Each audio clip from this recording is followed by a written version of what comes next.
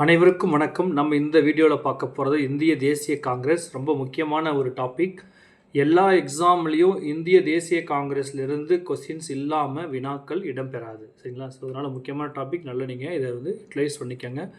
கட்டாயமாக exam point of வியூவில் மட்டும்தான் அது முழுக்க டெக்ஸ்ட் புக்கிலேருந்து கொடுக்குறேன். ஸோ எல்லா எக்ஸாமுக்கும் டிஎன்பிஎஸ்சி, டிஆர்பி, பியூஓ, டிஇஓ, குரூப் 1, ஆர்ஆர்பி, எம்ஆர்பி எல்லா எக்ஸாமுக்கும் இந்த டாபிக் ரொம்ப பயன்படும், சரிங்களா? ஸோ இதில் பாருங்கள், ரொம்ப முக்கியமான முதல்லேருந்து ஃபஸ்ட்டு பார்க்கலாம் உங்களுக்கு. ஸோ இந்திய தேசிய காங்கிரஸ் அப்படின்னா ஆக்சுவலி பார்த்திங்கன்னா காலனி ஆட்சிக்கு எதிராக, ஓகேங்களா, காலனி ஆட்சிக்கு எதிராக குறைகளையும் பிரச்சனைகளையும் எழுப்பும் ஒரு அரசியல் சார் அமைப்பை நிறுவும் சிந்தனை வெற்றிடத்திலிருந்து உருவானதல்ல. ஸோ 1875க்கும் 1885க்கும் இடைப்பட்ட காலத்தில் இந்தியாவில் ஆங்கிலேயரின் கொள்கைக்கு எதிராக பல போராட்டங்கள் நடந்தது, சரிங்களா? ஸோ ஏன்னா பிரிட்டிஷ்கார் 1600 டிசம்பர் 31 இந்தியாவுக்குள்ளே ஒரு வாணிக மன்றத்துக்காக வராங்க. ஸோ அதுக்கப்புறம் பார்த்திங்கன்னா என்ன பண்ணுவாங்க, இந்திய மக்களுக்கிடையே உள்ள அந்த வேற்றுமைகளை பயன்படுத்தி இந்திய மக்கள் மதத்தாலும் இனத்தாலும் சாதியாலும் பிரிஞ்சுக்கிறத அவங்களுக்கு சாதகமாக பயன்படுத்தி வெறுமனே வியாபாரத்துக்காக வந்த பிரிட்டிஷ்கார் என்ன பண்ணுவான்னா இந்திய மக்களை ஆட்சி பண்ணவும் அடிமை பண்ணவும் ஆரம்பிப்பான், சரியா? ஸோ அதன் தொடர்ச்சியாக தான் 1600க்கு பின்னாடி ஜஹாங்கீர் பார்த்திங்கன்னா கொடுப்பாரு. அதுக்கப்புறம் நீங்கள் மாடர்ன் இந்தியாவில் பார்த்துட்ருப்பீங்க. ஸோ இந்த பிரிட்டிஷ்காரன் வியாபாரத்துக்கு வந்தவனை எப்படி நம்ம இந்திய மக்கள்லாம் ஒன்று சேர்ந்து அவங்ககிட்ட நம்ம இண்டிபெண்டன்ஸை வாங்குகிறோம். அதற்கு மிக முக்கியமானது இந்திய தேசிய காங்கிரஸ். இந்த இந்திய தேசிய காங்கிரஸ் தான் ஃபஸ்ட்டு இந்திய மக்களை ஒருங்கிணைத்தது, சரிங்களா? ஸோ இதில் பார்த்தீங்கன்னா 1877 அரசு படைகள், ஓகேங்களா, 1877 அரசு படைகள் இந்தியமயமாக்கப்பட வேண்டும் என்ற கோரிக்கை ஓங்கி விடுத்தது. ஏன்னா 1877 அரசு படைகள் எல்லாமே என்ன பண்ணுவாங்க, அது பிரிட்டிஷ்காரன் ஆட்சி பண்ணனால இந்தியமயமாக்கப்படவில்லை. அதனால் இந்தியமயமாக்கப்பட வேண்டும் என்ற கோரிக்கையை ஒழிக்கிறாங்க, சரிங்களா? ஸோ 1878 வட்டார மொழி பத்திரிகை சட்டத்தை கொண்டு வராரு. 1878 வட்டார மொழி பத்திரிகை சட்டம். இது என்ன அப்படின்னா, இப்போ இந்திய மொழியில் இருக்கிற பத்திரிகைகள் இந்திய மொழிகளில் மட்டும்தான் நியூஸை சொல்லணும், மற்ற மொழிகளை சொல்லக்கூடாதுன்னு சொல்லி இந்த ஒரு சட்டத்தை கொண்டு வருவாங்க. ஸோ இதில் பாருங்கள், இப்போ வட்டார மொழி பத்திரிகை சட்டம் அப்படின்னா என்னென்னு ஃபஸ்ட் நம்ம பார்க்கலாம். பாருங்கள், 1878 ஆண்டு வட்டார மொழி பத்திரிகை சட்டம், அதாவது வெர்னாகுலர் ப்ரெஸ் ஆக்ட்னு சொல்லுவாங்க. வெர்னாகுலர் ப்ரெஸ் ஆக்ட்னு சொல்லுவாங்க இதை. ஸோ லிட்டன் பிரபுவால் இந்த சட்டம் கொண்டு வரப்பட்டது. இது என்ன காரணம் அப்படின்னா, பாருங்கள், இந்திய மொழிகளில் வெளிவந்த பத்திரிகைகளின் சுதந்திரத்தை கட்டுப்படுத்தவும் பிரிட்டிஷ் ஆட்சிக்கு எதிரான விமர்சனங்களை ஒடுக்கவும் கொண்டு வரப்பட்ட அடக்குமுறை சட்டம், ஓகேங்களா? இந்த சட்டம் கேகிங், ஓகேவா, கேகிங் சட்டம் என்றும் சொல்லுவாங்க. வெர்னாகுலர் ப்ரெஸ் ஆக்டு, வட்டார மொழி பத்திரிகை சட்டம், கேகிங் சட்டம்னு இந்த சட்டத்தை சொல்லுவாங்க, ஓகேங்களா? இதோட முக்கிய நோக்கம் என்னென்னா, முக்கிய அம்சம், அதாவது 1878 லிட்டன் பிரபுவால் கொண்டு வரப்பட்டது இந்த வட்டார மொழி பத்திரிகை சட்டம், சரிங்களா? இது நோக்கம் என்னென்னா, பிரிட்டிஷ் கொள்கைகளை குறிப்பாக இரண்டாம் ஆங்கிலோ ஆப்கான் போரை இந்திய பத்திரிகைகள் விமர்சிப்பதை தடுப்பதற்காக. அதாவது இந்த வெர்னாகுலர் ப்ரெஸ் ஆக்டை கொண்டு வந்துட்டோம் அப்படின்னா, மற்ற நாடுகளில் நடைபெறும் அந்த ஈவெண்ட்டை பார்த்திங்கன்னா இந்திய மொழிகளில் வர பத்திரிகை அந்த ஈவெண்ட்டை வெளிப்படுத்தக்கூடாது. அதுக்காக தான் திட்டமிட்டு இந்த வெர்னாகுலர் ப்ரெஸ் ஆக்டை கொண்டு வருவார் லிட்டன் பிரபு, சரிங்களா? ஸோ இதில் பாருங்கள்,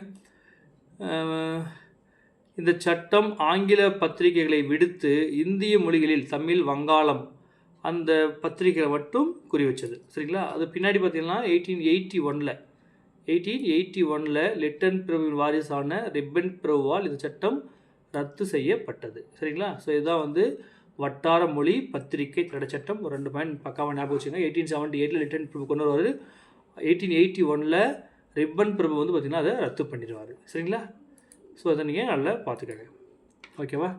ஸோ அடுத்து பாருங்கள், அடுத்து என்னென்னா, இவர் தான் நமக்கு ஏஓ கியூமு, டபிள்யூசி பானர்ஜி.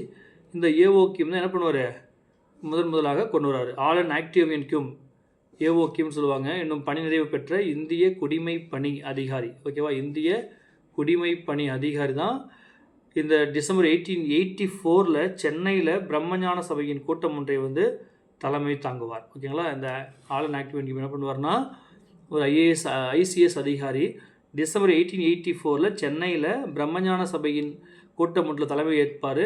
இந்த கூட்டத்தில் அகில இந்திய அளவில் செயல்படும் ஒரு அரசியலமைப்பு உருவாக்குவது தொடர்பாக விவாதிக்கப்படுகையில் இந்திய தேசிய காங்கிரஸ் உருவாக்குவது எனும் கருத்து உருவானது. ஓகேவா? அப்போ இந்திய தேசிய காங்கிரஸ் என்ற வார்த்தையை அல்லது இயக்கத்தை முதலில் உருவாக்கியவர் ஆலன் ஆக்டேவியன் ஹியூம். ஓகேங்களா? இது பாருங்கள், இந்திய தேசிய காங்கிரஸ் 1885 டிசம்பர் 28 பம்பாயில் வந்து ஃபஸ்ட்டு கூடுது. சரியா? பம்பாயில் ஃபஸ்ட்டு கூடுது. பார்த்தீங்கன்னா ஏஓ கீம் வந்து வந்து உருவாக்குவார். இதில் முக்கிய உறுப்பினர் டபிள்யூசி பானர்ஜி வந்து இதனுடைய முதல் தலைவர். ஓகேவா? 1885 டிசம்பர் 28 பம்பாயில் வந்து இந்த அமைப்பு வந்து உருவாக்கப்படுது.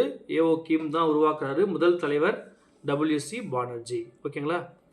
அதாவது கோரிக்கை மனு கொடுப்பது, விண்ணப்பங்கள் அனுப்புவது போன்ற செயல்பாடுகளை மட்டுமே காங்கிரஸ் மேற்கொண்ட போதும் தொடக்கத்திலிருந்தே சமூகத்தின் அனைத்து பிரிவினரையும் தனது வரம்புக்குள் கொண்ட பணிகளை மேற்கொண்டது இந்த இந்திய தேசிய காங்கிரஸ். ஓகேவா? அதாவது இந்தியாவை ஒரே நாடாக ஒருங்கிணைப்பது இந்திய தேசிய முக்கிய நோக்கம். ரொம்ப முக்கியமான பாயிண்ட்டு, கூற்று காரணங்களை கேட்கறதுக்கு வாய்ப்பு இருக்கும். இந்திய தேசிய காங்கிரஸோட மிக முக்கிய இன்றியமையான நோக்கம் என்னென்னா, அதாவது இந்தியாவை ஒரே நாடாக ஒருங்கிணைத்தல். ஓகேவா? ஸோ இதை நீங்கள் பார்த்துக்கோங்க.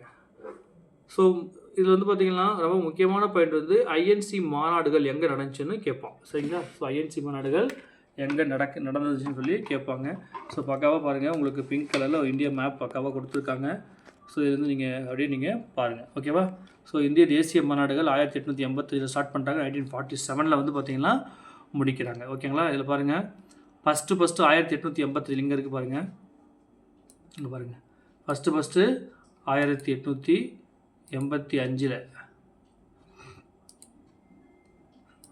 ஓகேங்களா? பாருங்கள், பம்பாயில். ஓகேவா? ஃபஸ்ட்டு 1885 பம்பாயில் கொண்டு வராங்க. ஃபஸ்ட்டு மாநாடு அங்கே தான் நடக்குது. ஓகேவா? பம்பாயில் டபிள்யூசி பானர்ஜி வந்து அதுக்கு தலைமை வைப்பார். ஓகேங்களா? ஸோ ரெண்டாவது பாருங்கள், 1800 நீங்கள் எப்படி படிக்கணும் அப்படின்னா, அந்த மேப்பை நீங்கள் மைண்டில் வச்சுக்கணும். நீங்கள் இந்தியா மேப்பை நீங்கள் மைண்டில் வச்சுக்கணும். இந்தியா மேப் மைண்டில் வச்சுட்டீங்க அப்படின்னா உங்களுக்கு பக்காவாக நீங்கள் ஞாபகம் வந்துடும் உனக்கு. ஓகேவா? நீ திரும்ப என்ன பண்ணுவீங்க, இதை வந்து நீங்கள் ஒர்க் அவுட் பண்ணி பார்க்கணும். சரியா? அப்போ பாருங்கள், முதல் மாநாடு பம்பாய் 1885. அப்போ பம்பாயில் எத்தனை மாநாடு நடந்துச்சுன்னு பார்க்கணும் நீங்கள். அப்போ 1885 ஓகேங்களா? பாருங்கள், 1885 1, 89 2, 904 3, 15 4, 1918 5, 34 6, 42 7. ஸோ இது எல்லாம் மொத்தம் 7 மாநாடுகள் வந்து பார்த்திங்கன்னா, அதாவது 2 சிறப்பு மாநாடுகள் 5 மாநாடுகள் வந்து பம்பாயில் மட்டுமே நடந்திருக்கு. இதை எப்படி நீங்கள் ஷார்ட்கட்டாக ஞாபகம் வச்சுக்கலாம், நீங்கள் ஞாபகம் வரணும். அப்போ 1885 நடக்குது. அப்புறம் 4 வருஷத்துக்கு அப்புறம் 89, அதுக்கப்புறம் 5 வருஷத்துக்கு அப்புறம் 904. ஓகேவா? அதுக்கப்புறம் 11 வருஷத்துக்கு அப்புறம் 1915. இந்த மாதிரி ஏதாவது நீங்கள் ஒரு ஷார்ட்கட் போட்டு நீங்கள் ஞாபகம் வச்சுக்கோங்க நீங்கள். ஓகேவா? ஸோ பம்பாய் அடுத்து பாருங்கள், நிறைய நாள் வந்து கல்கத்தாவில் நடந்திருக்கு. இதில் கூட கேள்வி கேட்போம், ஐஎன்சி மாநாடுகள் எந்த இடத்துல அதிகமாக நடைபெற்றதுன்னா கல்கத்தா ஐஎன்சி மாநாடு 1886. ஓகேங்களா? செகண்ட், ஃபஸ்ட்டு 85, அடுத்து 86, 86, 90, 96, 901, 906, 901, 917, 20, 28, 33, 1, 2, 3, 4, 5, 6, 7, 8, 9, 10. ஓகேங்களா? அப்போ கல்கத்தாவில் வந்து மொத்தம் 10 ஐஎன்சி மாநாடு நடக்குது. ஓகேங்களா? ஸோ பாருங்கள், அமிர்தசரஸ் பஞ்சாபில் 1919. ஓகேவா? ஏன்னா அந்த 19 ஞாபகம் வச்சுக்கணும் நீங்கள். ஜாலியன் வாலாபாக் படுகொலை ஏப்ரல் 13, 1919 அங்கே நடந்துச்சு. அப்போ 1919 அமிர்தசரஸில் ஐஎன்சி மாநாடு நடக்குது. அடுத்து லாகூர் பாருங்கள். லாகூரில் வந்து பார்த்திங்கன்னா உங்களுக்கு லாகூர் காங்கிரஸ் உங்களுக்கு தெரியும். 1929 மார்டன் இந்தியாவில் படிப்பீங்க. லாகூர் காங்கிரஸ் மாநாடு 1909 மிண்டோ மார்லி. ஓகேவா? அடுத்து 1893 1900. ஓகேவா? ஈஸியாக நீங்கள் ஞாபகம் வச்சுக்கலாம். லாகூர்னாவே 1929 ஞாபகம் வரணும், 1909 ஞாபகம் வரணும். 29 ஓகேங்களா? ஸோ 1900 பாருங்கள், 1900, 1909, 1929. ஓகே? ஸோ லாகூரில் நீங்கள் ஞாபகம் வச்சுக்கணும். ஏன்னா லாகூரில் ஃபஸ்ட்டு 1893 ஞாபகம் வச்சுக்கோங்க. 1893 ஃபஸ்ட்டு என்ன அது தேசிய பாடல் வந்து பாடுவாங்க, தேசிய கீதம் பாடுவாங்க. 1896 தேசிய பாடல் 1993 பாடுவாங்க. ஓகேவா? ஸோ டெல்லி பாருங்கள் 1980. டெல்லியில் வந்து பாருங்கள் 1918, 1932, 1947. ஓகேவா? 1932 வட்டமேஜை மாநாடு நடக்கும். 1947 இந்தியன் ஃப்ரீடம்ஸ். ஓகேவா? அடுத்து மீரட்டில் 1946 மீரட் ஐஎன்சி மாநாடு 1946. கான்பூர் 1925, கான்பூர் 25. லக்னோ பாருங்கள் 99, 1936 லக்னோவில் இது. ஓகேவா? அடுத்து அலகாபாத், பனாரஸ் 1905 பனாரஸ். ஓகேங்களா? கவுஹாத்தி பாருங்கள் 1 1926. அடுத்து அப்புறம் கயாவில் 1922 நடக்குது. பாட்னாவில் 1912 நடக்குது. ஓகேவா? இந்த மாதிரி நீங்கள் நாக்பூர் 1891, 1920 நாக்பூர் மாநாடு 1920 ஒத்துழையாமை இயக்கம், ஓகேவா. அமராவதி 1897, சூரத் 1907, பாருங்கள் ஹரிபுரா ஹரிபுராவில் 1938, திரிபுரியில் 1939. ஸோ இந்த மாதிரி நீங்கள் மேப் என்ன பண்ணணும், நீங்கள் அகமதாபாத்தில் 1902, 1921, கராச்சியில் 1913, 1931 கராச்சியில். இந்த மாதிரி 1 by 1 நீங்கள் மேப் வச்சுக்கிட்டு நீங்கள் ஐஎன்சி மாநாடு நீங்கள் என்ன பண்ணணும், பக்காவாக நீங்கள் மெமரி பண்ணிக்கணும். கட்டாயமாக ஐஎன்சி மாநாட்டிலேருந்து ஒரு கொஸ்டின் உண்டு, சரிங்களா. ஓகே, இது நல்லா பார்த்துக்கோங்க. Thank you all the west. அடுத்த டாப்பிக்கில் வந்து இந்த ஐஎன்சி மாநாடுகளில் யாரெல்லாம் தலைவராக இருந்தாங்க அப்படின்னு சொல்லி நம்ம பார்க்கலாம், சரிங்களா. Thank you all the very best.